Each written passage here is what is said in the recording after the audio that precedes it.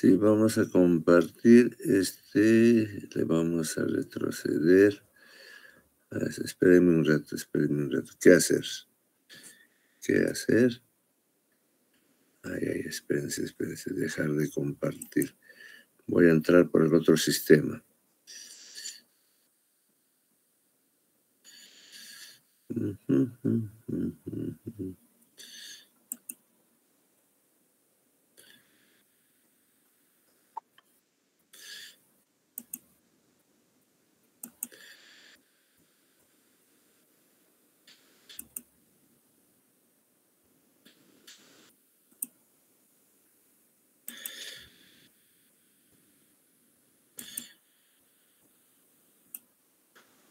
Ya. Como están ingresando, estos son los alumnos que están inscritos en el curso. 38 nada más han aceptado y somos 41. Espérense.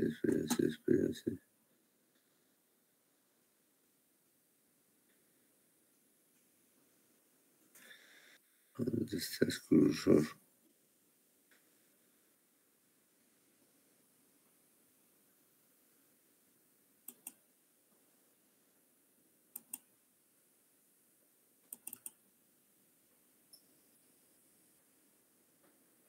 Alumnos.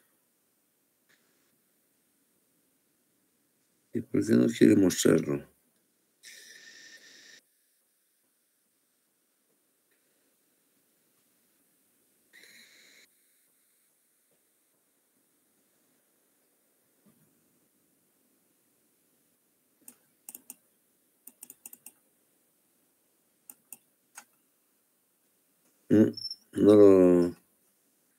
No lo quiere mostrar.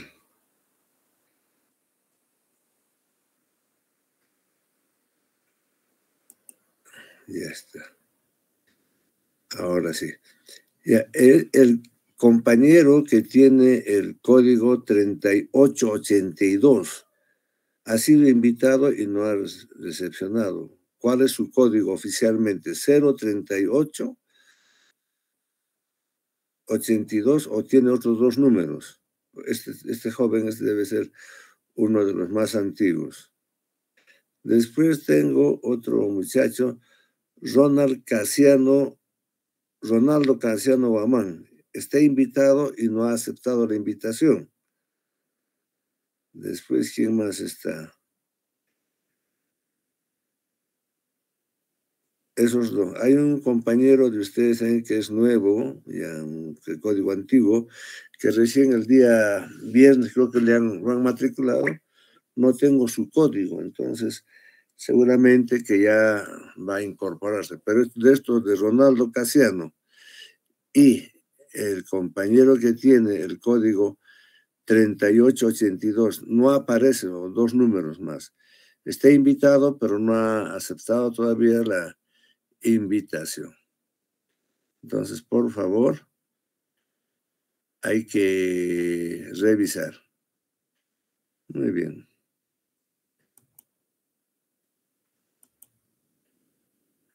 Y el material está listo para que ustedes lo tienen sobre las propiedades, hay manual de muestreo, lo que hemos visto anteriormente, y ahora vamos a ver esta presentación.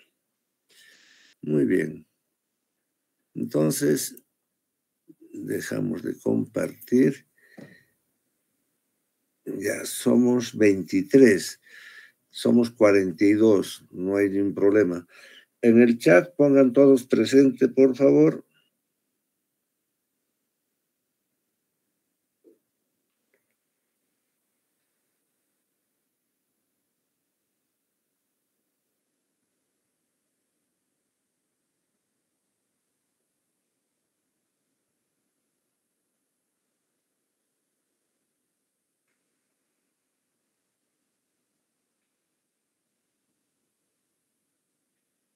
Luis Alfredo, buenas noches. ¿Me escucha? Luis Alfredo.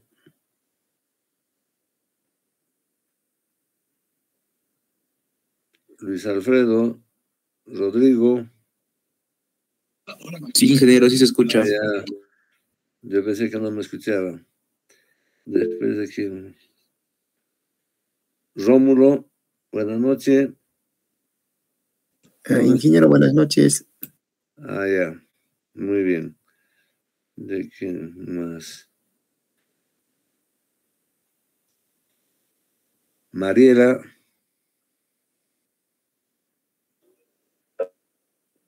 Ingeniero, buenas noches. Ya está, muy bien. Perfecto, somos 23, están todos. Varios quieren unirse a esta llamada. Vamos a ver. ¿Quién es?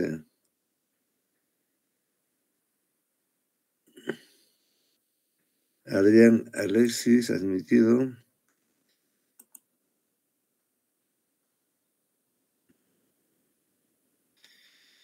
Ya. Los que han sido admitidos ahorita, pasen a la lista, por favor. Listo. Pongan el chat presente. Muy bien. En la clase anterior habíamos hablado sobre la grafología, teníamos los conceptos, habíamos visto, ¿no?, la fórmula de Jenny, la composición, ¿no?, y el material. Ahora vamos a embarcarnos en ver las propiedades del suelo. Ya lo hemos visto en la práctica a través de lo que es, ¿no?, la determinación de la textura, ¿no?, y algunas propiedades químicas. Ahora lo vamos a repasar, ¿no? Muy bien. Vamos a presentar entonces nuestra...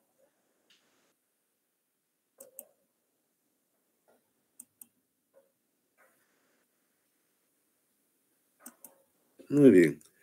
Entonces, las propiedades físicas de los suelos, ¿no? Entonces, como todo cuerpo natural, tenemos que identificar algunas propiedades que nos van a permitir diferenciar un suelo del otro. Es como si estuviésemos nosotros en un salón, ¿no? Y entra alguien y va a tener una cualidad. Voy a decir, los alumnos de relación suelo-agua-planta del semestre 2024-2, ¿no?, tienen las siguientes características. Vamos a clasificar. Voy a clasificar primero, al golpe, como dicen, en dos grupos grandes, varones y mujeres. Muy bien. ¿Qué otra clasificación haría? Por el color, ¿no? Unos son morenos, blanquiñosos, trigueños, negros. No hay problema.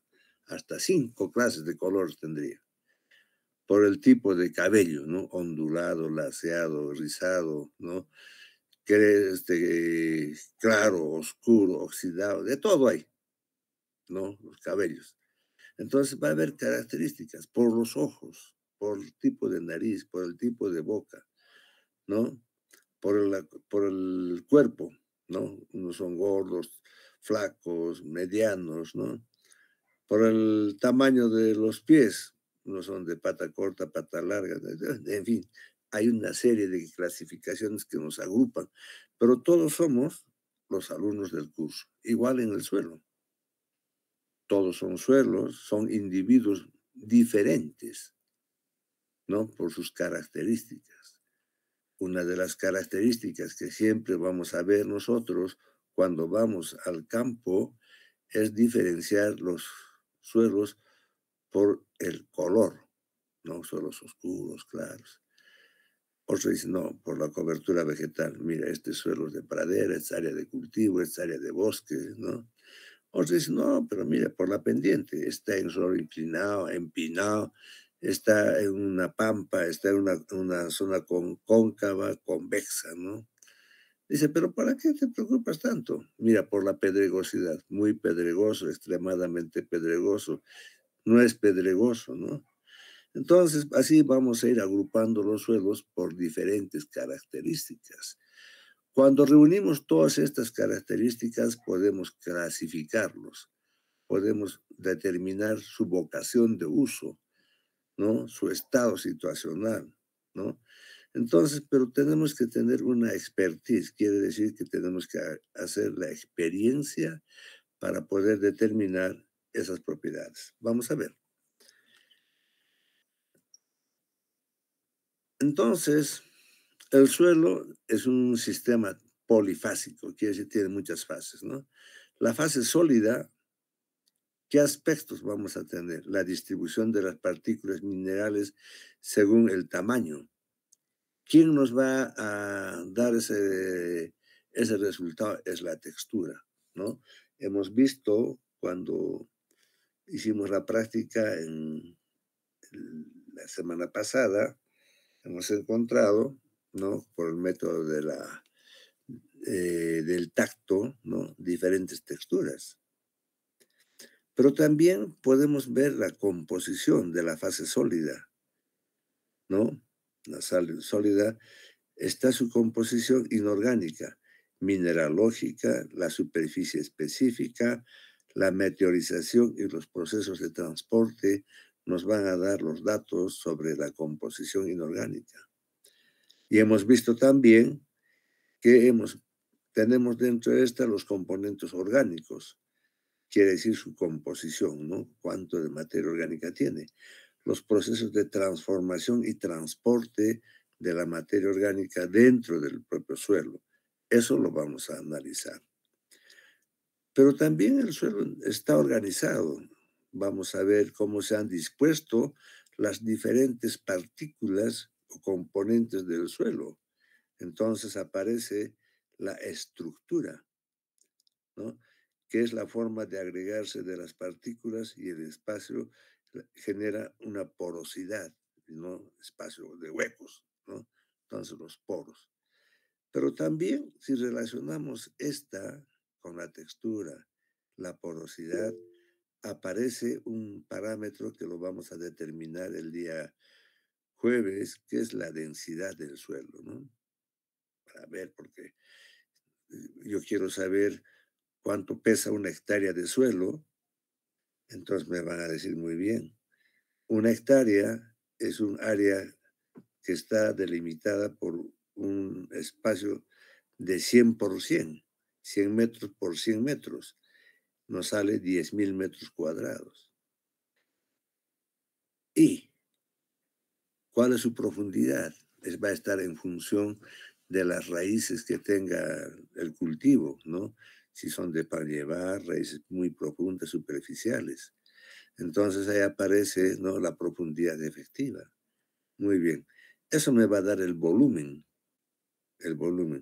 ¿no? Si son 40 centímetros, entonces me va a dar, ¿no? 10.000 por 40, ¿cuánto sale? 400 toneladas de 400 metros cúbicos de suelo, ¿no? Y por su peso, ¿cuánto pesa eso? Entonces nos van a decir, ¿no?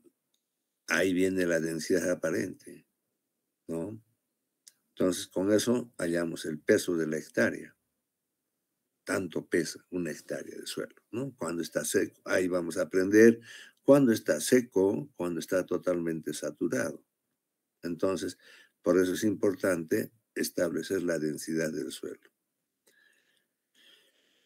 Vamos a relacionar, ¿no? La fase sólido-líquido, ¿no? La parte de la interacción suelo-agua, reacciones de superficie. En nuestro curso tocamos este parámetro, suelo-agua. La fase líquida, ¿no? Está dentro de lo que sería el agua del suelo. Entonces, ahí vamos a analizar el estado energético del agua, ¿no? Los estados, ¿no? El potencial hídrico, el potencial osmótico, el potencial gravitacional, ¿no? También nos va a hablar del movimiento del agua dentro del suelo, ¿no? Cómo se mueve y en qué direcciones. Y ahí, a su vez, estableceremos los diferentes regímenes de humedad, ¿no? Saturado, a capacidad de campo, en punto de marchitez permanente. También nos va a dar un problema del exceso de agua, procesos de hidromorfismo, ¿no? O sea, cuando hay mucha agua en el suelo. Ya hemos visto la fase sólida, la fase líquida, y entre la fase sólida y la líquida hay una interfase sólido-líquido, ¿no? Que está referido a las reacciones en superficie.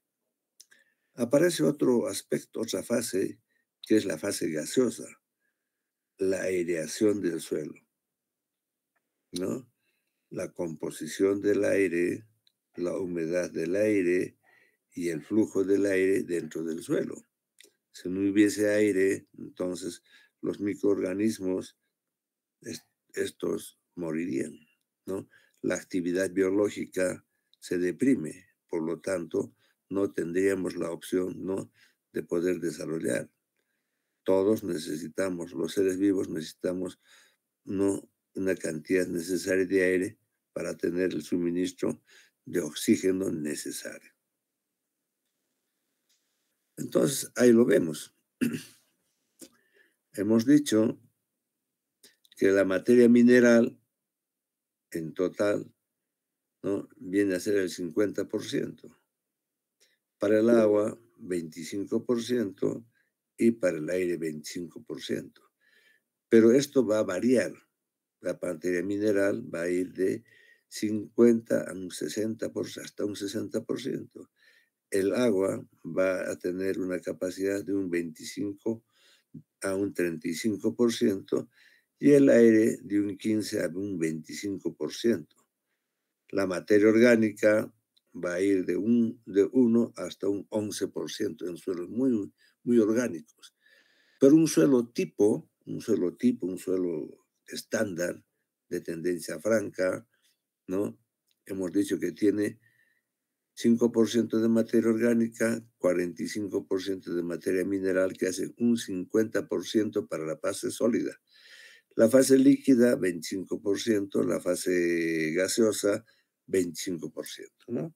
Entonces es un suelo tipo. Muy bien.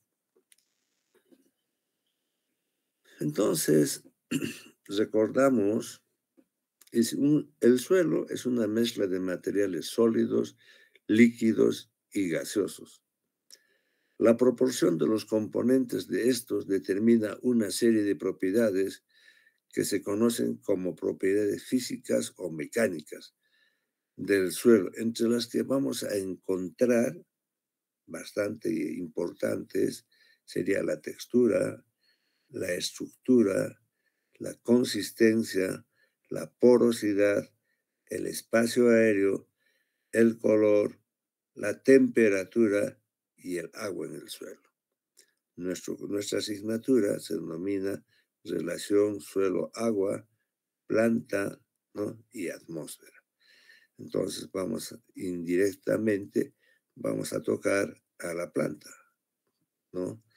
Y también vamos a ver, ¿no?, la atmósfera, ¿no?, el aire. Entonces ahí tenemos textura, estructura, consistencia, porosidad, espacio aéreo, color, ¿no?, la temperatura y el agua en el suelo. Esto ya lo vamos a ver, los objetivos del curso, ¿no? Identificar las características físicas del suelo, realizar un perfil edáfico y observar las características físicas del suelo. Lo vamos a hacer. Vamos a hacer un muestreo superficial y obtener las características físicas del suelo.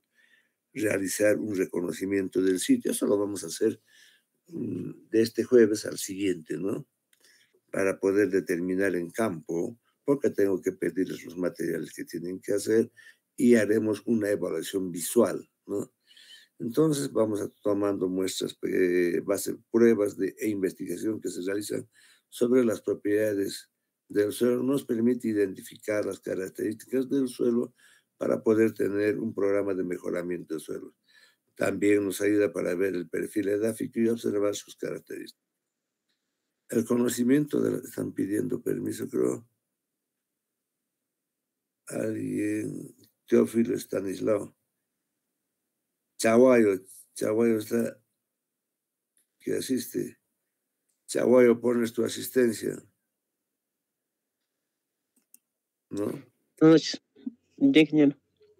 Muy bien. Entonces ahí tenemos entre las propiedades físicas, la textura, ¿no? Atentos acá. Se llama textura a la composición mineral de la muestra del suelo, definida por las proporciones relativas de sus separados individuales en base a la masa. arena, limo y arcilla. También podemos decir, textura es la distribución. Este concepto es mucho más fácil de recordar. La textura es la distribución porcentual de los agregados del suelo, arena, limo y arcilla. O sea, el porcentaje de arena, el porcentaje de limo y el porcentaje de arcilla.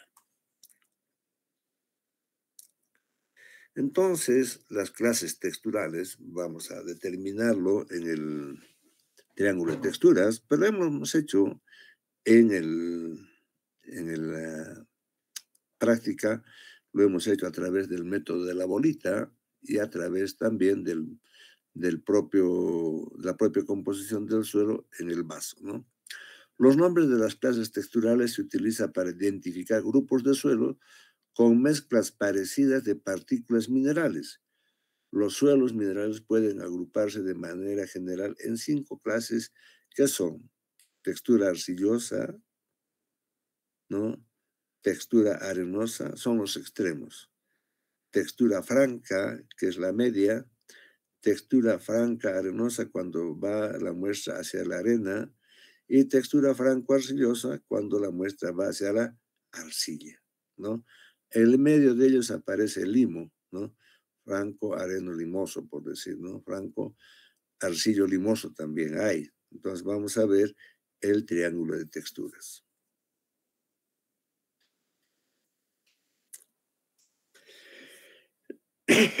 Dice, las fracciones gruesas, arena y grava, cuando no están cubiertas de arcilla y limo, carecen prácticamente de plasticidad y de tenacidad.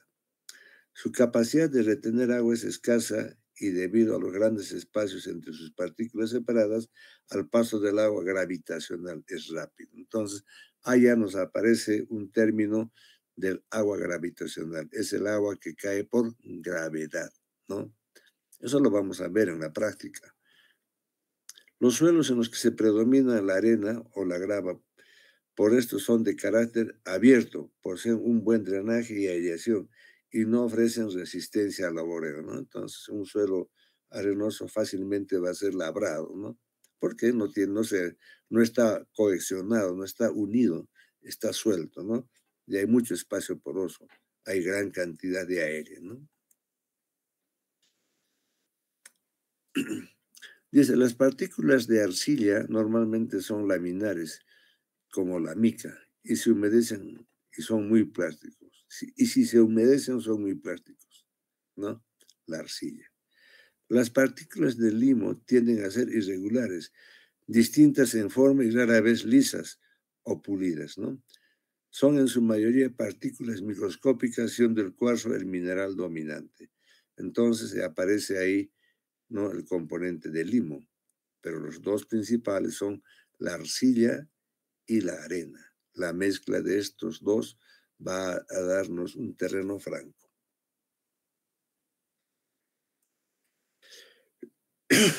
Dice, la dominancia de fracciones finas en un suelo no le determina una textura que tiende a retardar el movimiento del agua y el aire. Un suelo así será altamente plástico y fuertemente adhesivo. Cuando esté demasiado mojado y será pesado, convertido en terrones al secarse, a menos que se trabaje adecuadamente. Entonces nosotros hablamos del suelo de un suelo arcilloso, ¿no? Es un suelo pesado, ¿no? Cuando está húmedo, muy húmedo, es plástico, ¿no? Se moldea fácilmente. Y cuando está seco, ¿no? Se hace terrones grandes, ¿no? Entonces ahí tenemos lo que sería, ¿no?, la arcilla. Y acá tenemos un perfilito que nos muestra el humus, la arcilla, el limo, la arena fina, arena gruesa, la grava, la roca, ¿no? Entonces hay diferentes composiciones para poder tener la granulometría, ¿no? Esto no es un perfil de un suelo normal, sino nos está hablando de la granulometría, por si acaso. La textura, entonces, se denomina textura la característica física de la muestra del suelo que expresa las propiedades de las partículas arena, limo y arcilla en conjunto excluyendo, acá no hay la piedra ni la grava. Yo puedo ponerles cuál es la textura de un suelo que tiene piedras y grava en el suelo. No tiene, porque no es arena, no es limo, entonces el diámetro es de 2 milímetros para abajo, ¿no?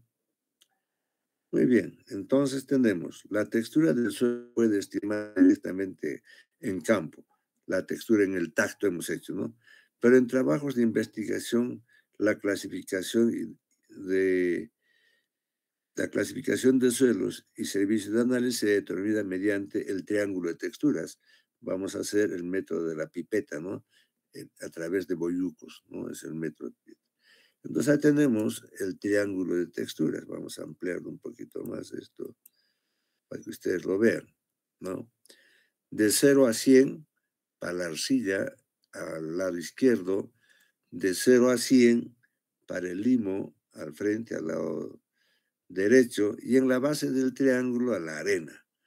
Entonces, si yo encuentro un porcentaje de limo, de arcilla, por decir 30%, ¿no? Voy a tener que correr una línea hacia este lado, y de limo voy a poner otro 30%, me va a dar a cierto límite, y después me va a dar la arena, 30%, ¿no? O 40%, entonces voy a subir así.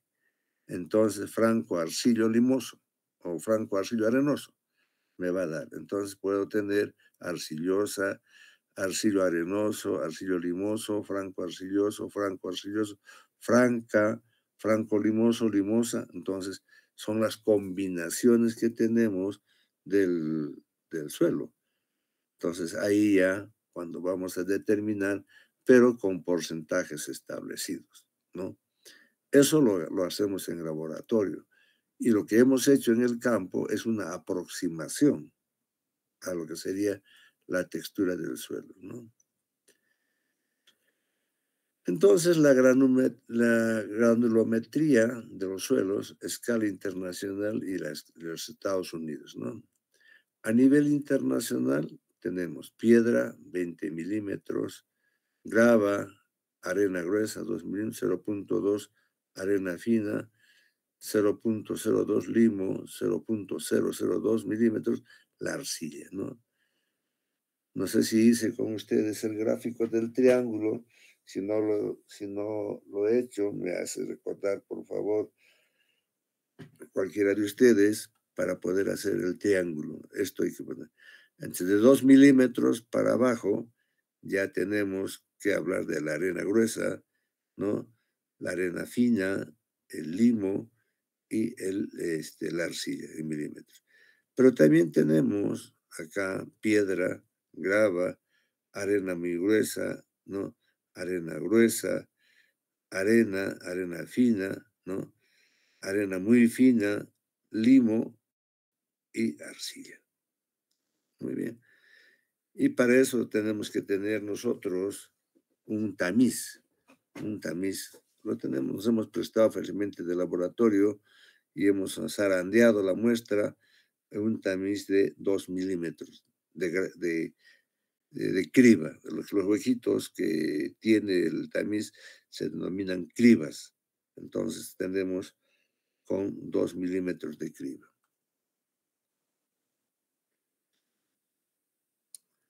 Entonces, ahí tenemos la cuantificación de la granulometría se basa en la ley de Stokes. Les expliqué en la práctica del vaso, ¿no?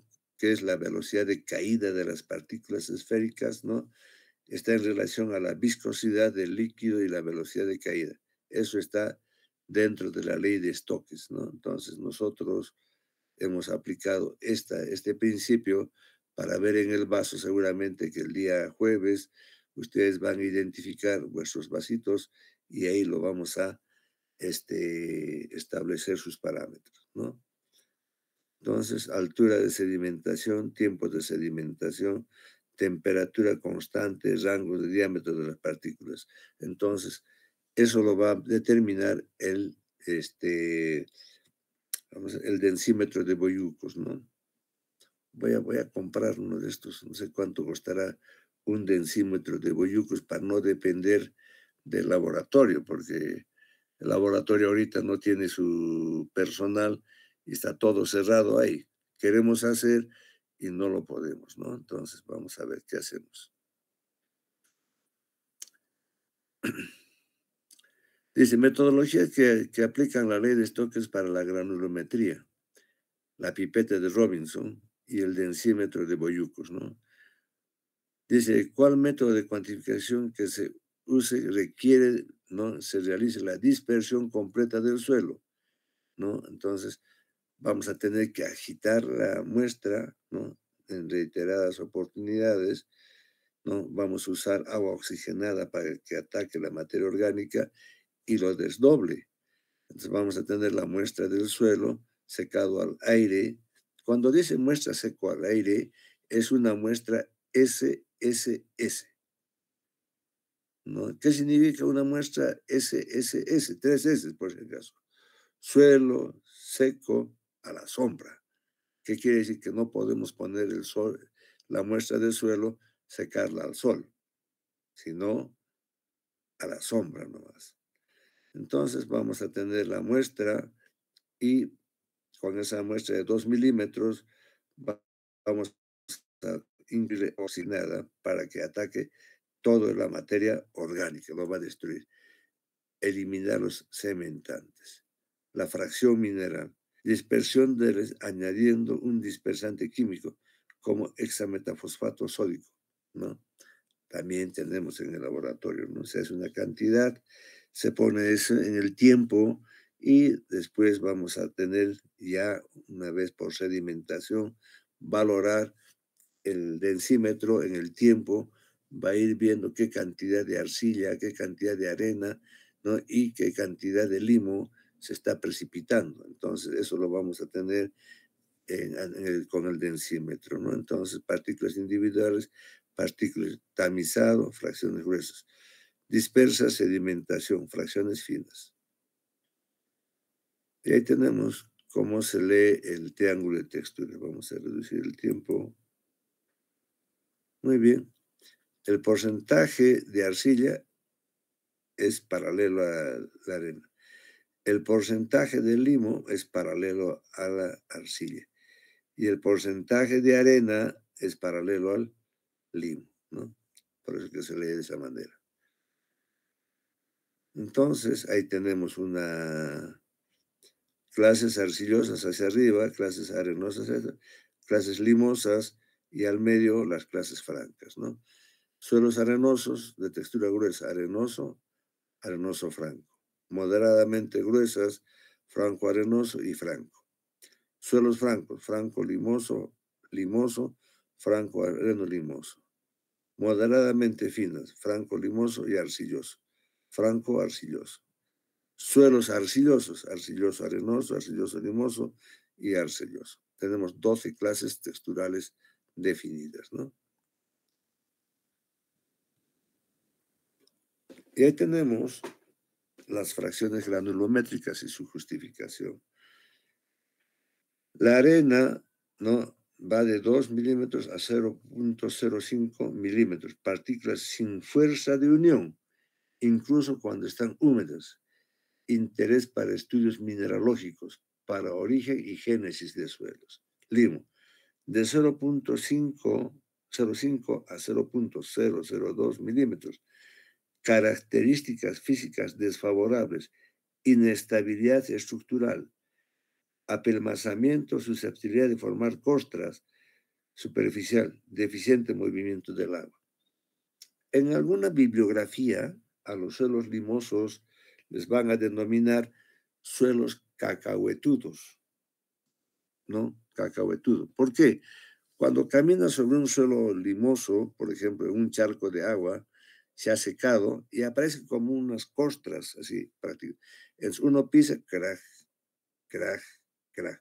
Es el suelo limoso, ¿no? Que se ha suspendido.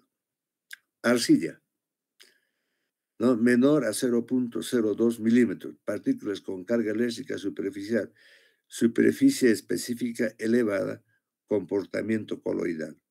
Entonces, el suelo es un conjunto de coloides, ¿no? Es muy fino.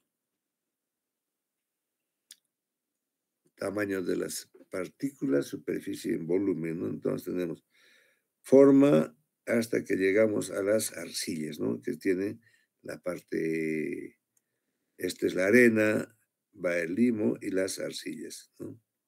Superficie específica en A menor de B, ¿no? Y así, y menor a C. Tiene relación con el tamaño de las partículas, capacidad de retención de agua, nutrientes, capacidad de aireación. Vamos a ver eso ya de cada partícula. Entonces, este es ya lo hemos hecho. Simplemente en indicar para un suelo dado la proporción que ocupan en cada elemento constituye arena gruesa, fina, limo y arcilla. Se determina igualmente la cantidad de grava y gravilla. Tenemos en el laboratorio una columna, ¿no?, granulométrica. Entonces, echamos en la parte más alta la cantidad de material, ¿no? 100 gramos de muestra de suelo, agitamos y vamos a ver que en la primera malla cuánto ha quedado qué porcentaje queda de arena, que más abajo va a aparecer el limo y más abajo la partícula más fina. Entonces vamos a decir de 100, tantos gramos de arena, tantos gramos de limo, tantos gramos de arcilla. Entonces de esa manera podemos establecer la proporción granulométrica de los suelos, ¿no?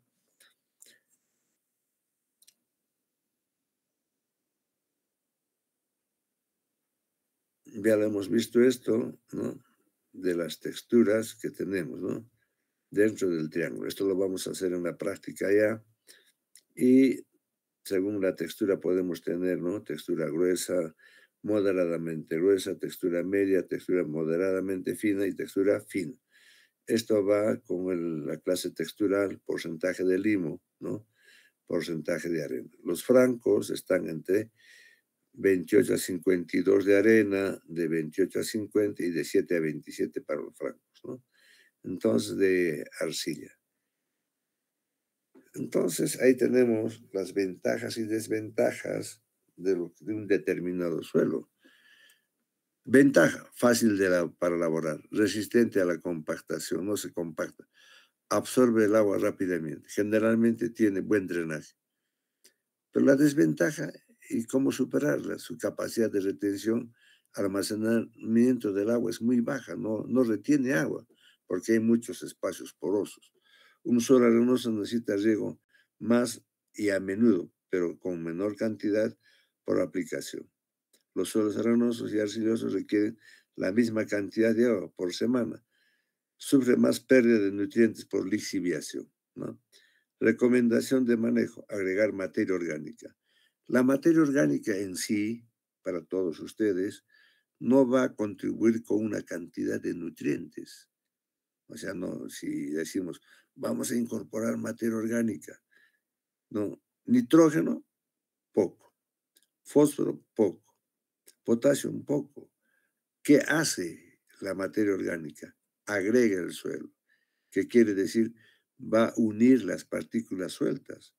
Si es un suelo arenoso, al cabo de 2, 3 años le incorporamos un buen volumen de materia orgánica, ese suelo va a tener una tendencia franca. ¿Por qué? Porque va a mejorar su textura y su estructura, ¿no? Va a ser agregado. Un suelo franco presenta todas las ventajas de los suelos arenosos y arcillosos, inclusive la buena retención de agua. Un suelo franco arcilloso presenta algunas de las desventajas de los suelos arcillosos, pero en menor grado. Asimismo, un suelo franco arenoso presenta algunas de las desventajas de los suelos arenosos. Un suelo arcilloso retiene, almacena 2 veces más agua que un suelo arenoso.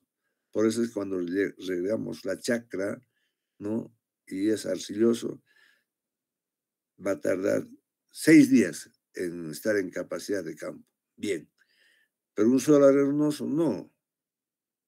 Rápidamente va a perder el agua y al cuarto día vamos a tener que volver a regar, ¿no?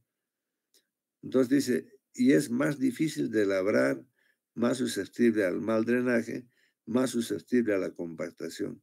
Recomendación de manejo. Otra vez hay que poner materia orgánica, compost, estiércol, ¿no? Que permite que, vamos un momentito, vamos a cargar la batería, juguete.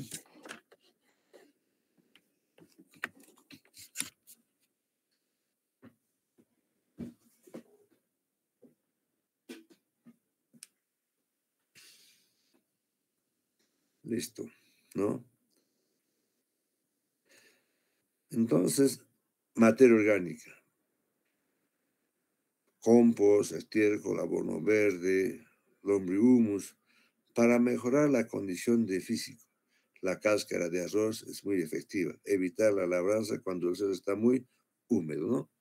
Los que hemos trabajado en la chacra, ¿no? Cuando vamos al campo a hacer la primera lampa, la segunda lampa, decimos, ¿dónde me tocará trabajar? Un solo arcilloso, yanquialpa. La tengo que llevar mi corana con un buen lampicho para sacarla esto, ¿no? Para limpiar. Pero si es un suelo arenoso, sí hay, pero no hay problema, ¿no? Y es un suelo franco, sí está bien, ¿no? No se va a pegar, no va a haber, fácilmente vamos a labrar, ¿no? Supongo que ustedes sí van al campo, ¿no? Cuando regresen a vuestras casas, por lo menos siquiera alampe la primera lampa o la segunda lampa de los cultivos, dependiendo si es papa, pero si es habas, maíz, la primera lampa, ¿no? El corear, hacer, siempre es bueno para poder establecer el trabajo, ¿no? Los que vivimos en el campo sabemos cómo se hacen esas cosas. Hasta ahí lo que era la textura. Ahora vamos a hablar de la estructura, ¿no? Esta también es la formación de la estructura. ¿Qué quiere decir? La unión de los componentes minerales del suelo y la materia orgánica. ¿Cómo va a formar? Va a formar, ¿no? Por unión, una estructura columnar, pequeñas columnas, una estructura granular, granitos, una estructura subangular en bloques, ya no con bordes afilados, ¿no? Uno en bloques, otro en prismas, ¿no? Y otro en láminas.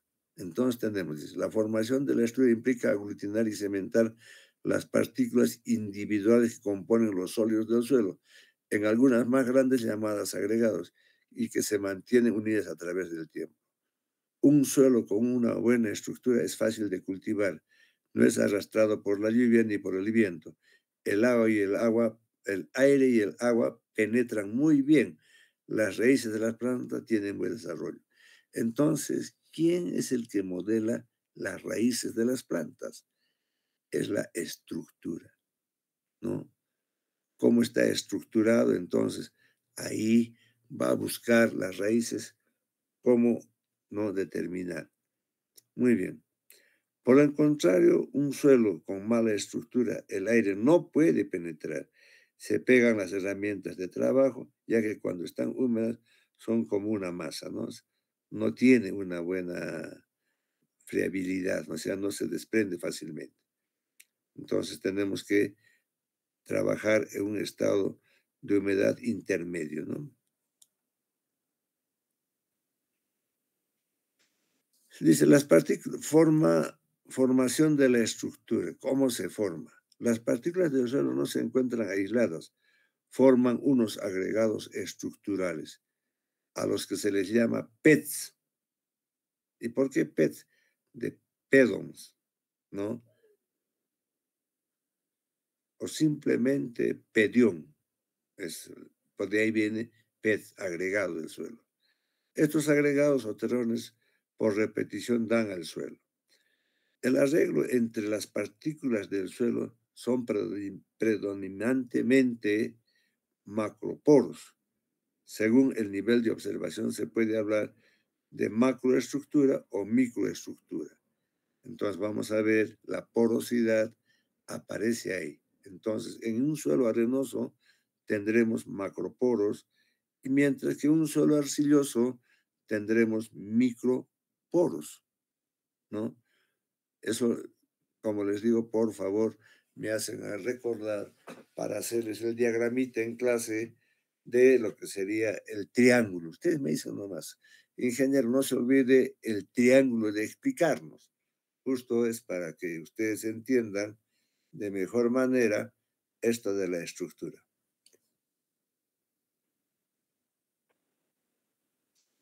Muy bien. La macroestructura es el arreglo de las partículas secundarias y primarias visibles a simple vista, ¿no? Vamos a ver. Una estructura columnar, una estructura laminar, lo vamos a ver. La microestructura es el arreglo de las partículas primarias para formar las secundarias. De ella depende el alto grado de macroestructuras, o sea, las microestructuras van a estar mucho más unidas, va a haber la consistencia, ¿no? La estructura de unión. Al atender a la microestructura, se observa que los componentes coloidales del suelo, el plasma, actúan como cemento de los granos más gruesos, o sea, el esqueleto. O sea, por eso es que decimos, ¿no? La materia orgánica tiene alta composición coloidal. Entonces, los coloides del suelo es importante conocerlos. Seguramente ustedes en edafología han hablado mucho más de los coloides del suelo, ¿no? Cuando trataron la composición del suelo. Y hemos visto en nuestro vaso, cuando hemos agitado a los 10 minutos, ¿no es cierto? Hemos visto una primera sedimentación. En la base, la arena, al medio estaba el limo y una pequeña capa de arcilla. Muy bien. Pero entre la capa superior de la arcilla y la inferior de la materia orgánica había un agua turbia. Eran los coloides del suelo, que siempre están presentes junto con la arcilla, ¿no? Entonces, por eso es que su densidad es bastante baja. Tiene una densidad aparente de 1, ¿no? Eso lo vamos a explicar ahorita. Entonces, pero mientras que la arena tiene una densidad aparente de 1.8, ¿no? Gramos por centímetro cúbico. Lo vamos a ver en la práctica el jueves. Clases de estructura. Desde el aspecto morfológico, la estructura del suelo se define por una forma, un tamaño y un grado de manifestación de los agregados, ¿no? Entonces ahí te dicen, ¿no? Tamaño, grado de manifestación de los agregados y la forma. Entonces, la forma es la tendencia a manifestarse con un determinado hábito. Generalmente los técnicos en suelo reconocen 7 tipos de estructura del suelo, los cuales son 7 tipos de estructura del suelo. ¿Cuáles son? Estructura granular y migajosa, ¿no? Menuditos, excelente suelo. Un suelo migajón, qué bueno, ¿no? Nos favorece el movimiento del agua y el aire. Estructuras en bloques o bloques subangulares. Entonces, cuando agarramos la muestra, vamos a ver al momento de separar, va a aparecer estos ángulos, estos cuadraditos, estos bloquecitos, ¿no? Lo vamos a ver, ¿no? Estructura prismática. Cuando separamos la muestra, vamos a ver las columnas. Entonces, prismas.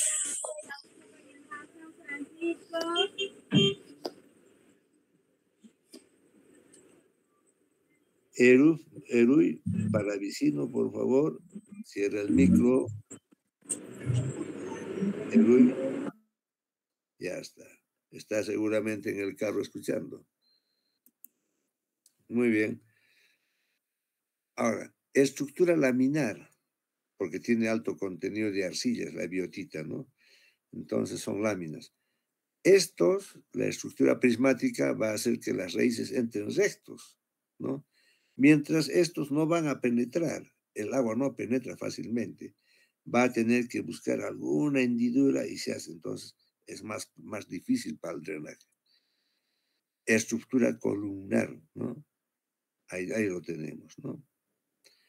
Estructura subangular, ¿no? Lo tenemos. Bloques subangulares. Estructura angular, ¿no? Esas son las 7 clases de estructura que tenemos. Entonces, en el campo, cuando hacemos el perfil, tenemos que tener mucho cuidado cuando vamos a revisar, ¿no? Las características del suelo. El tamaño, ¿no? Dice, por el tamaño de los agregados, las estructuras se clasifican en muy fina o muy delgada, fina o delgada, mediana, gruesa o espesa, muy gruesa o muy espesa, ¿no? Entonces tenemos ahí las diferentes estructuras, ¿no? Por el tamaño del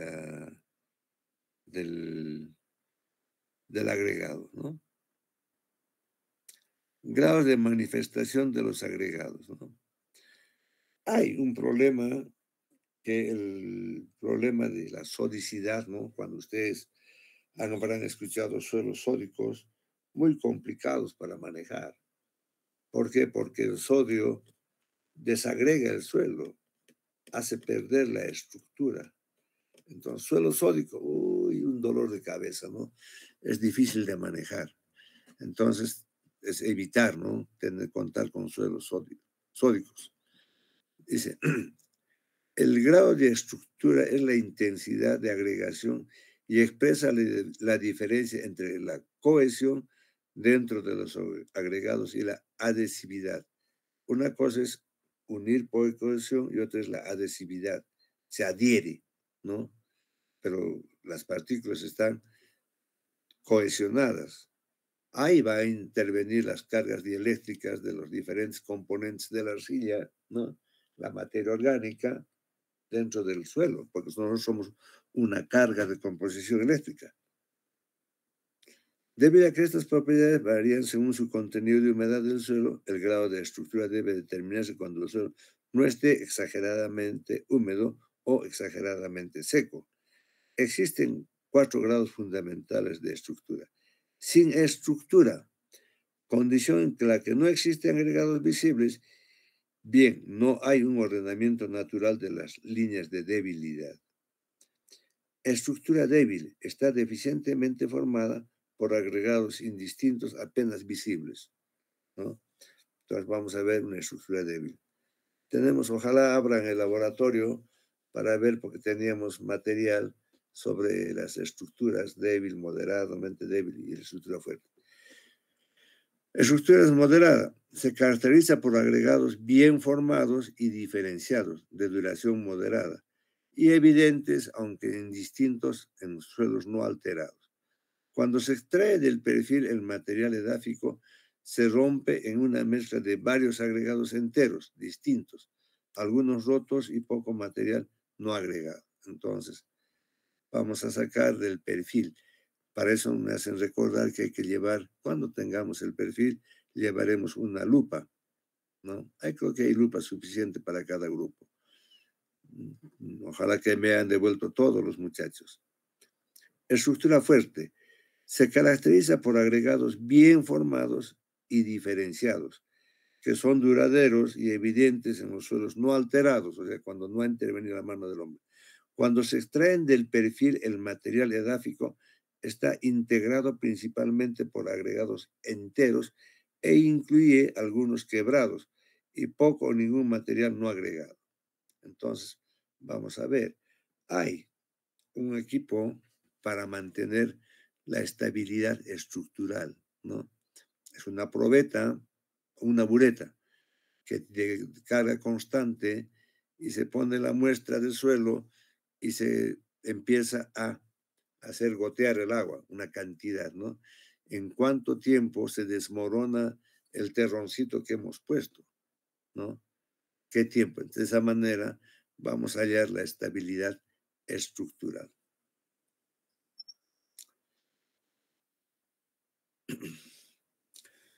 ¿Cómo se determina? La caracterización de la estructura se puede hacer morfológica o cuantitativamente. Morfológica consiste en determinar el tamaño, la forma y el agregado, ¿no?, en que se manifiesta la estructura en cada horizonte del suelo. Cuantitativa. Las medidas cuantitativas se pueden clasificar en tres grupos: las que determinan la distribución por tamaño de los agregados junto con su resistencia a la destrucción, la estabilidad estructural, ¿no? El método más usado es el método del tamiz, ¿no?, en húmedo. Entonces, solamente esperamos que tengamos el material, ¿no? Y vamos a ver el porcentaje de estabilidad. Dice, la que determinan el porcentaje de las fracciones finas que se encuentran agregadas en unidades mayores. Esta es una medida de agregación que en general se relaciona con la estabilidad. Entonces, eso es, nosotros vamos a ver con el método de la bureta, ¿no?, que es sencillo también para ver la estabilidad estructural. Las medidas de densidad aparente, macroporosidad y penetrabilidad, que son índices indirectos del estado estructural del suelo. Entonces, nosotros vamos a determinar la densidad aparente.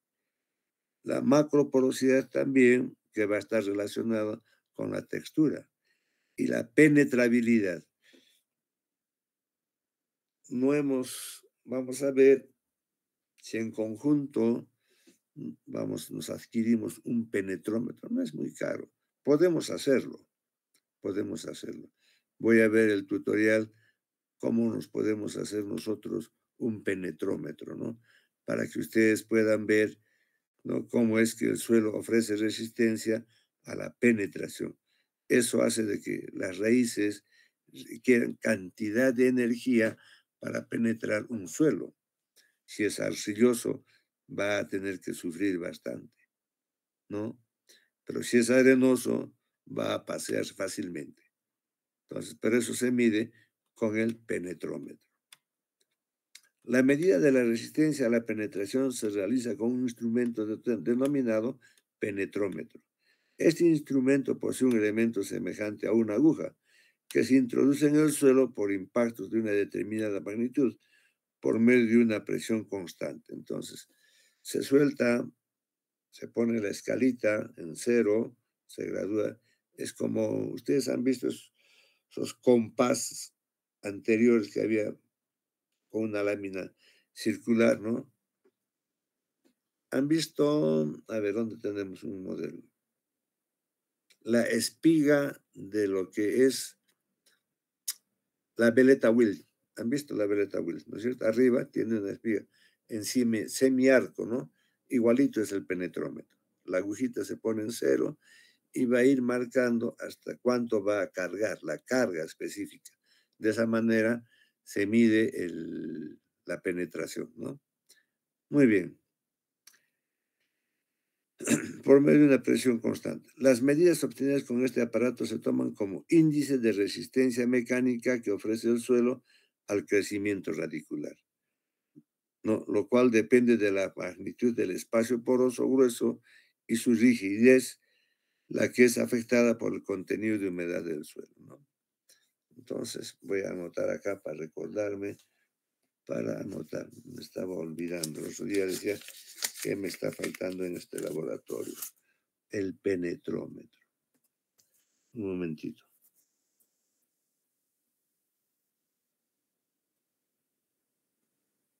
Y también estamos comprando el permeámetro GEP, que es otro, la bureta, estabilidad estructural. Muy bien, ya lo anoté. Otro parámetro es la consistencia. Cuando nosotros tenemos una muestra de suelo, no lo podemos quebrar, sino tenemos que separar, tratar de separar. Entonces, cuando están bien cohesionados, es difícil de separar. Pero cuando no están, es fácil. se separan con mucha facilidad. Eso hace la cohesión. Entonces dice, está determinada por la cohesión, unión entre las partículas del suelo. Esa es la cohesión. Y la adhesión, cuando se adhiere a un patrón que no le corresponde al suelo, unión de las partículas del suelo a otro tipo de superficie, como por ejemplo los implementos. Entonces, un suelo arcilloso es altamente adhesivo, ¿no? Porque se va a pegar en las herramientas, ¿no? Y también tiene un nivel de cohesión bastante alto. Las fuerzas que determinan la cohesión son de naturaleza físico-química, dependen del grado de desarrollo y la actividad superficial de las partículas, la parte intrínseca dentro del propio suelo, ¿no? Dice, las fuerzas que controlan la adhesión se establecen entre las partículas, ¿no? Y las moléculas de agua. Depende de la cantidad de agua. Hay un aparatito, ¿no?, que nos va a permitir determinar. Eso es a través del límite líquido y el límite plástico. Suelo seco, suelto, blando y duro. Húmedo, suelto, friable y firme. Mojado, plástico y adhesivo, ¿no? Son los estados en los cuales la humedad va a intervenir para ver la consistencia del suelo. Cuando es seco, suelto, blando, duro. Cuando es húmedo, suelo, friable y firme. Húmedo quiere decir que se puede modificar, se puede modelar, ¿no? Mojado es plasticidad y adhesividad, ¿no? Entonces aparecen los famosos límites de Atterberg, ¿no? Entonces ustedes, cuando hablemos del límite de Atterberg, esperamos ir a... El problema que no sé si ingeniería civil nos puede facilitar para poder ver estas propiedades. No los podemos determinar en, ¿cómo se llama?, en la granja Caira. ¿Por qué? Porque no tenemos el equipo. Lo hemos solicitado para comprar, pero no podíamos,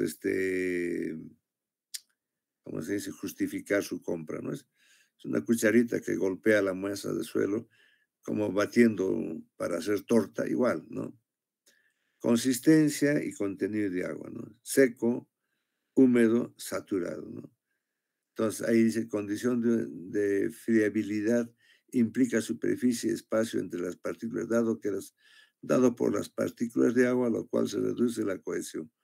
Pero tampoco es tan elevado el contenido de agua como para causar aumento de la plasticidad, ¿no? Ahí en el punto medio, máximo de adhesión, ¿no? Entonces, índice plástico, ¿no? Y vamos a ver el índice líquido, ¿no? Ahí tenemos los dos límites, límite líquido, límite plástico. Hasta ahí esa parte. Esto vamos a hacerlo el jueves, el color del suelo. Entonces yo les pido que para el día jueves traigan, según vuestra apreciación, diferentes colores de suelo, diferentes muestras. Ya no tan grande como la de 1 kilo, con que se traigan medio kilito de muestra de suelo, lo zarandeamos, saquen la muestra y lo dejan a la sombra nomás, esparcidito, no al sol. De tal manera que el día jueves lo vamos a zarandear y vamos a estabilizar el color del suelo, la densidad aparente también, ¿no? A través del método de la probeta. Eso se los pongo ya en el chat. El color del suelo es una característica que presentan los suelos, fácil de observar y de uso cómodo para identificar un tipo de suelo dentro de un cuadro regional o local. Nosotros, cuando vamos a abrir una calicata, lo primero que vamos a determinar son diferentes capas de suelo por el color, ¿no? Entonces vamos a decir un color oscuro, medio claro, claro. Entonces, vamos a dibujar cómo está distribuido. No hay un horizonte que sea horizontal, sino siempre va a tener una topografía.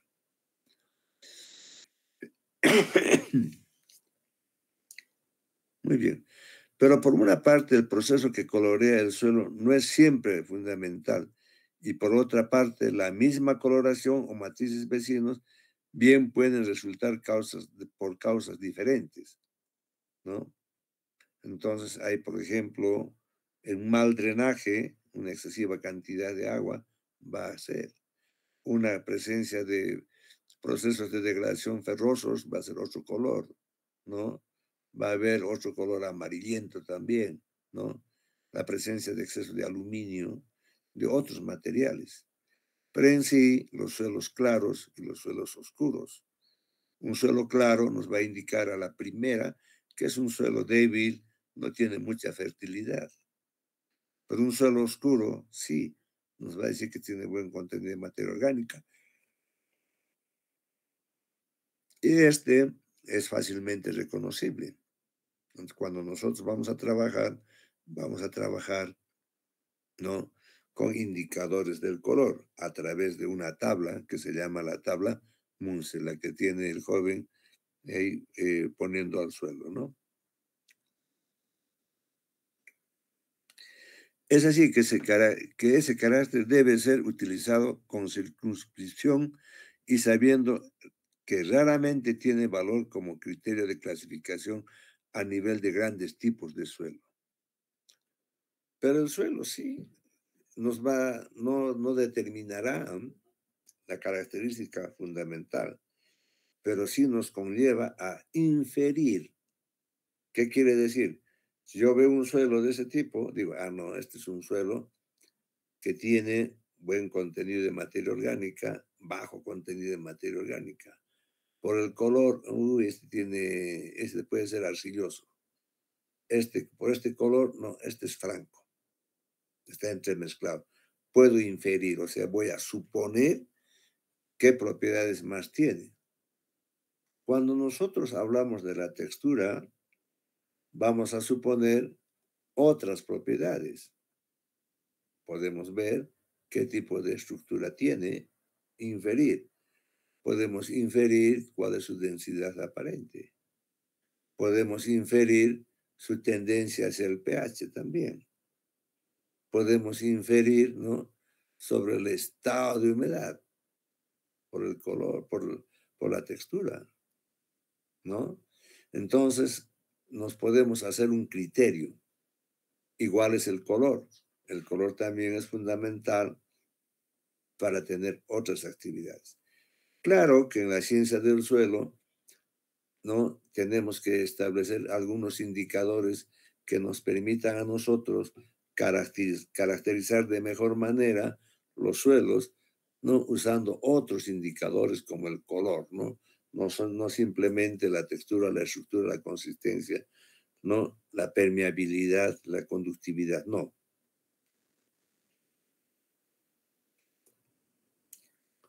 El color del suelo depende de sus componentes. Dice, y puede usarse como una medida indirecta de ciertas propiedades, pero acá dice que no. Pero por una parte, el proceso de que colorea el suelo no es siempre fundamental, y por otra parte, la misma coloración o matices vecinos bien pueden resultar de causas diferentes. Es así que ese carácter debe ser utilizado con circunspección y sabiendo que raramente tiene valor como criterio de clasificación. Eso es dentro de su agrupamiento. Pero acá nos dice lo que les dije, ¿no?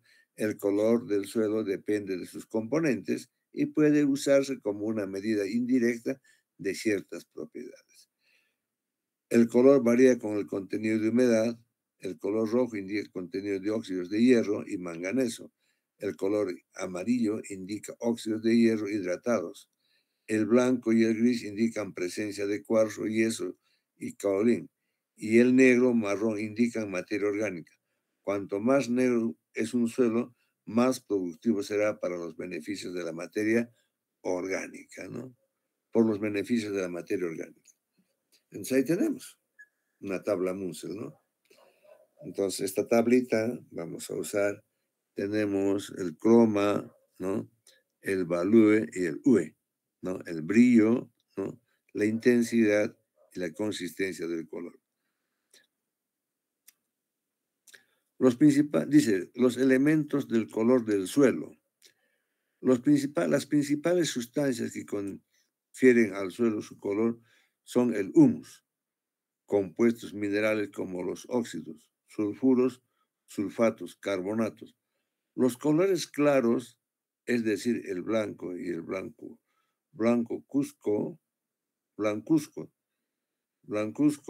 son debido a la abundancia de minerales blancos o incoloros.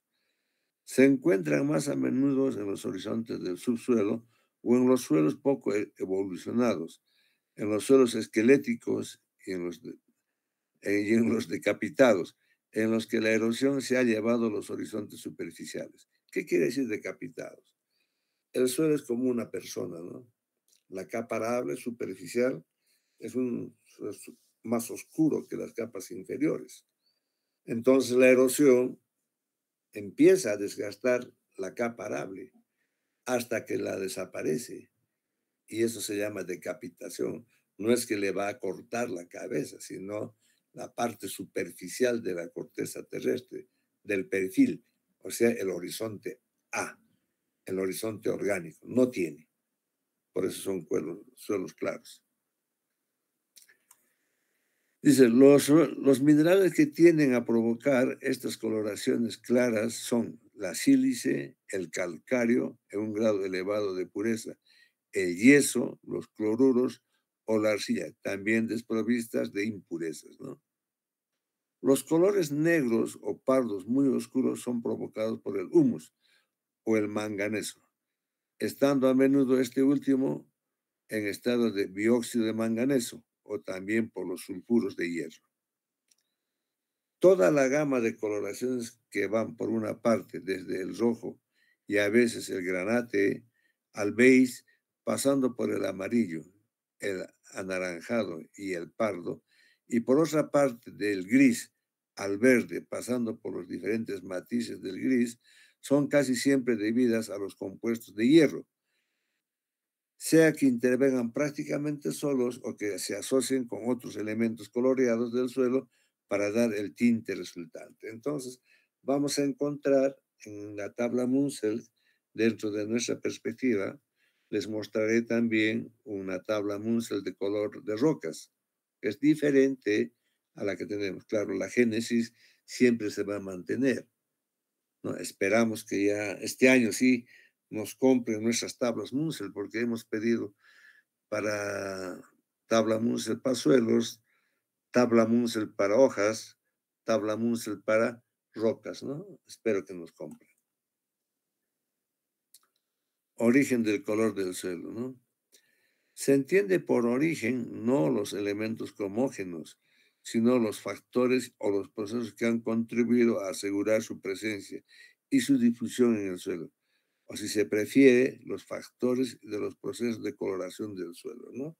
Es todo un proceso, dependiendo de la roca madre, el material original, ¿no? De ahí va a ir fundamentalmente el color del suelo.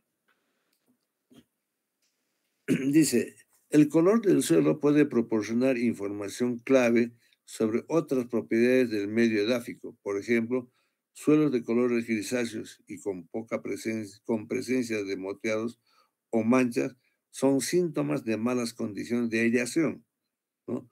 Horizontes superficiales de colores oscuros, ¿no? Tenderán a absorber mayor radiación y por consiguiente a tener mayores temperaturas que los suelos de colores claros. O sea, cuando nosotros tenemos un color oscuro, es que bueno, ¿no? Va a tener buena energía, ¿no? No va a reflejar la energía solar, la va a retener y eso favorece las actividades biológicas del suelo. La medición del color se realiza con un sistema estandarizado basado en la tabla de colores Munsell. Este es una tabla única, no se puede sacar fotocopia por el matiz que tiene, ¿no? Colegas han intentado hacer la tabla Munsell vamos a escanear, no resulta, ¿no? Tiene un sistema muy especial, ¿no? Y mide 3 componentes del color. El tono, UE. Entonces tenemos en suelos es generalmente rojizo o amarillento, ¿no? Entonces vamos a tener R y el otro es Y, hielo, ¿no? Amarillo. Intensidad o brillantez es el croma, ¿no? El croma. El valor de luminosidad, value, ¿no? Entonces vamos a medir el UE, el croma y el value en la tabla Munsell, en la hoja, ¿no?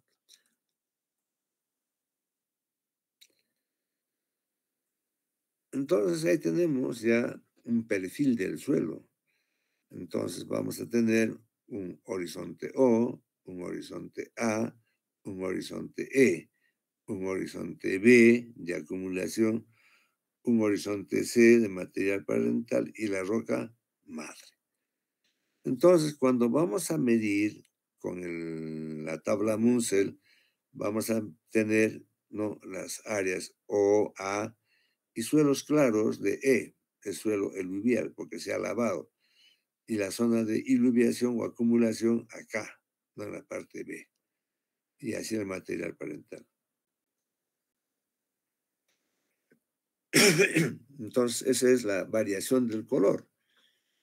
Entonces, en nuestra zona principalmente vamos a encontrar colores rojizos, del rojo al amarillo, ¿no? 5IR, 5R, ¿no? 7.5IR, 10IR, mezcla en porcentajes del 10 de amarillo con rojo, ¿no? 2.5R, puro rojo, ¿no? Entonces vamos a ver algunas combinaciones. En un mismo horizonte, el color puede estar al estado difuso, es decir, que a la vista no parece estar relacionado con un elemento granulométrico o que colorea uniformemente la masa del suelo. En otros casos se puede constatar a la vista que la coloración dominante es debida a la abundancia o a la abundancia de acumulaciones o de concentraciones más o menos grandes sobre las que aquella se encuentra fijada. O sea, vamos a ver, hay acumulación de óxidos, acumulación de materia orgánica, ¿no?, aquellos que le dan un color diferenciado, ¿no? O a la existencia de revestimientos que envuelven las partículas del suelo y que penetran más o menos, ¿no? Entonces nosotros vamos a tomar mucho cuidado cuando hagamos la muestreo del suelo para tomar el color.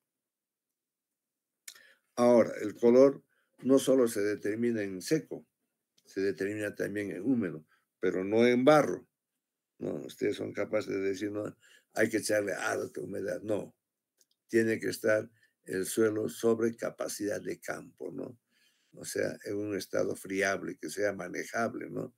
Que no esté lodoso, porque si no, no habría el brillo. El brillo que se da es por la reflectancia de las partículas.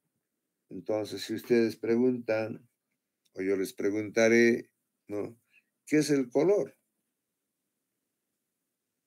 ¿No? Todos tenemos un principio del color. Entonces, el color en sí viene a ser, ¿no?,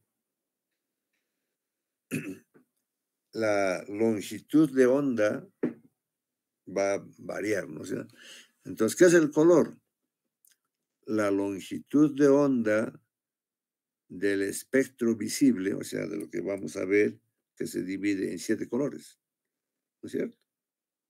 Entonces, dice sí, ¿qué es el color? El color es la longitud de onda del espectro visible que incide y reflejada en una superficie, ¿no?, es captada por los sentidos.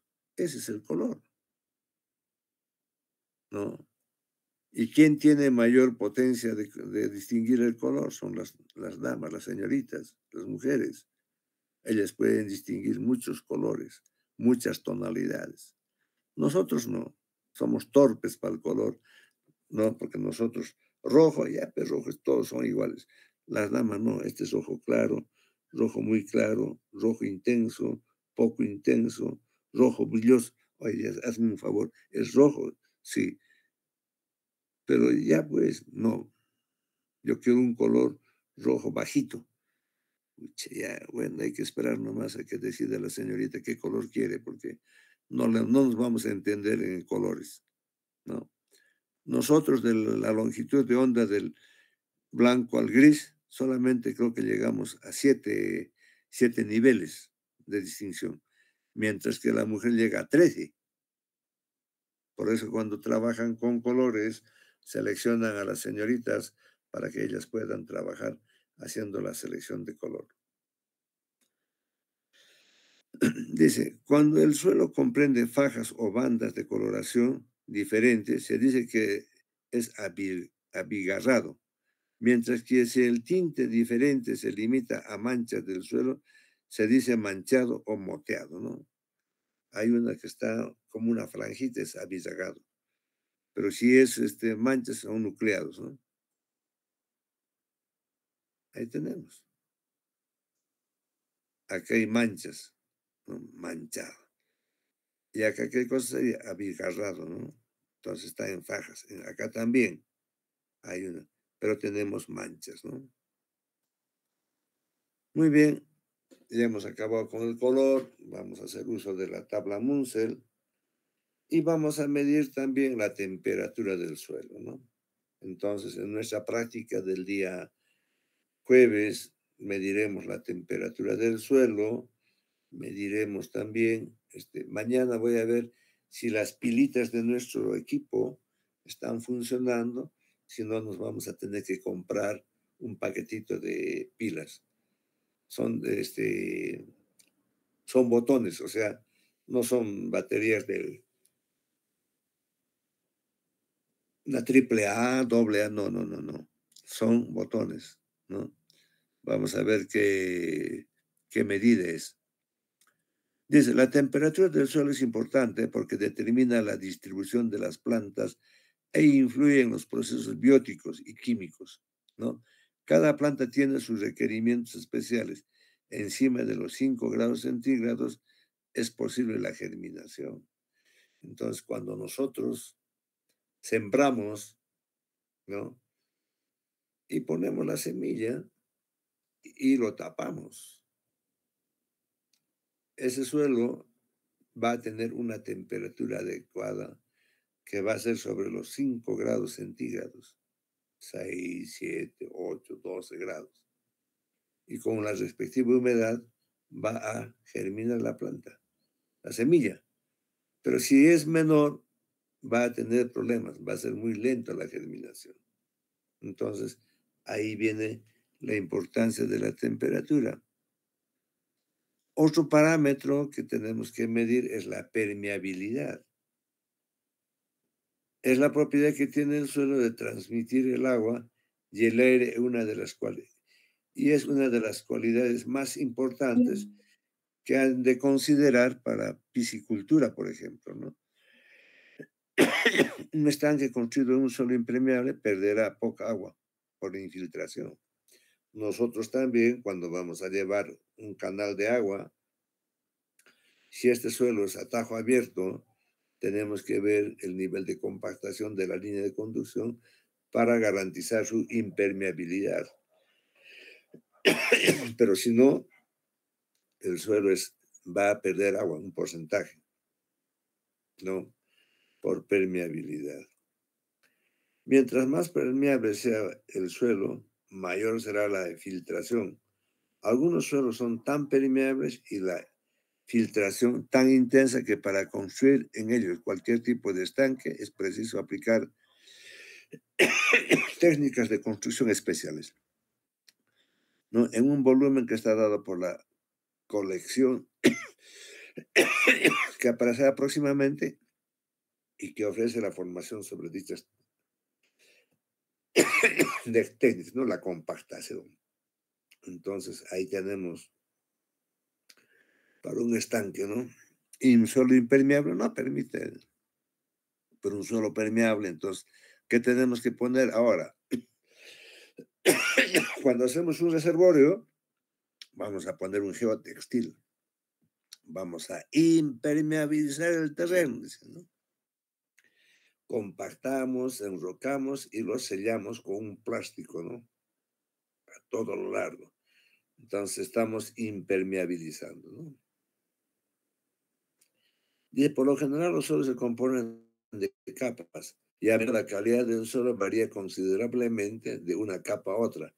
Al planificar el diseño de un estanque, se debe evitar la presencia de una capa permeable en el fondo para impedir la pérdida de agua, ¿no? Entonces, excesiva, eh, excesiva hacia el subsuelo, ¿no? Entonces, un suelo arenoso no puede ser pues, base de un estanque, ¿no? Un suelo arcilloso sí, tenemos que compactar con arcilla, entonces se manda a traer arcilla, se compacta, se enroca y se pone el geotextil. Van a disculpar. Permeable, impermeable, permeable, impermeable, permeable, ¿no?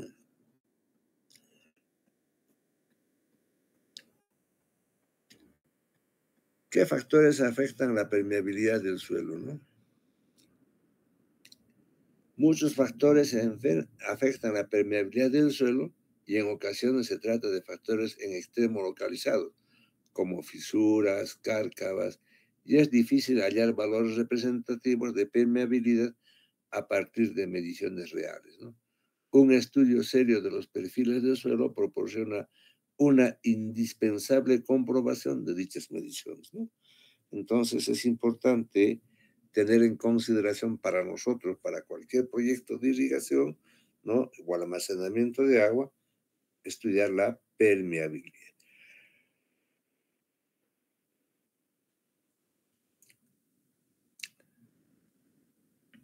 Dice, la permeabilidad del suelo se relaciona con la textura y la estructura del suelo, ¿no? Entonces, el tamaño de los poros del suelo reviste gran importancia con respecto al movimiento del agua por dentro del suelo y la tasa de percolación, o sea, quiere decir el atravesar el suelo, ¿no? Por el agua, movimiento del agua a través del suelo. El tamaño y el número de poros guardan estrecha relación con la textura y la estructura del suelo. También influye en su permeabilidad, ¿no? Si el suelo es de una estructura laminar, difícil va a entrar el agua. Pero si es prismática columnar, rapidito va a pasar. Pero si es arenosa, peor, mucho más rápido porque tiene más macroporos, ¿no? Entonces, esa es la importancia de conocer la permeabilidad. Tal vez nosotros no le damos mucha importancia, pero en lo que respecta a la relación suelo-planta, es importante tomar consideración sobre la estabilidad estructural y la permeabilidad, ¿no? Ahí tenemos granular, prismática, pasar más rápido, ¿no? Masiva, grano simple, laminar, no pasa el agua, se queda ahí nomás, ¿no? Entonces, tipo de estructura del suelo y sus efectos sobre la permeabilidad, ¿no? Tenemos un grafiquito, va a variar según los suelos finos, de muy lenta a muy rápida, ¿no? Entonces, ahí es el asunto de la permeabilidad. Muy bien. Ahí nos vamos a quedar, porque para hacer la práctica necesitamos tener haremos esto más, de la densidad, ¿no? La densidad aparente del suelo, eso lo vamos a hacer en la práctica, ¿no? Es la relación entre la masa del suelo y el volumen que ocupa, ¿no? Entonces vamos a tener varios parámetros de la densidad, ¿no? Densidad aparente, gramos por centímetro cúbico, masa del suelo sobre el volumen del suelo.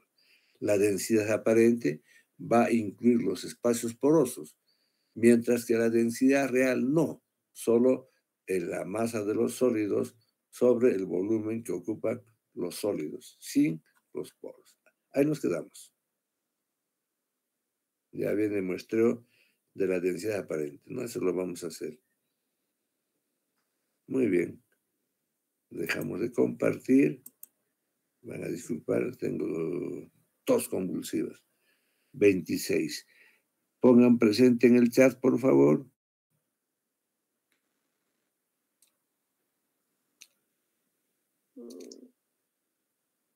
A ver, Sheila, ¿qué dice? Sheila, Catherine, Fiorella, Noelia.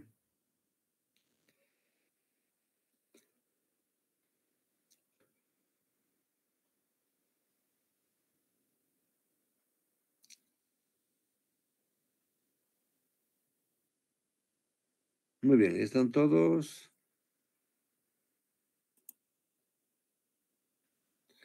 Entonces vamos a poner cerrada la asistencia de hoy, 10 de septiembre. Listo, ya están todos. Voy a cerrar la asistencia.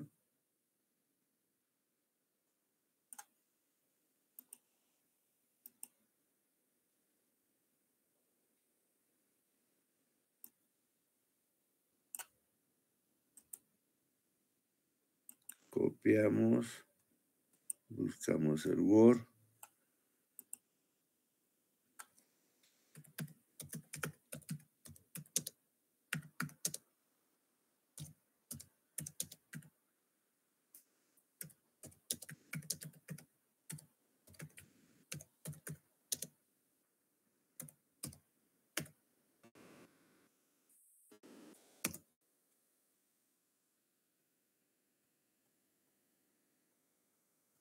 Listo, muchachos.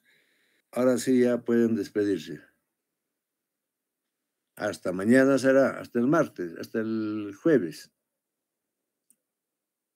Hasta el jueves, jóvenes. Hasta el jueves. Hasta el jueves, Selene. ingeniero. Muy bien, Hasta el Osman. jueves, ingeniero. Muy bien, Roy. Muy bien.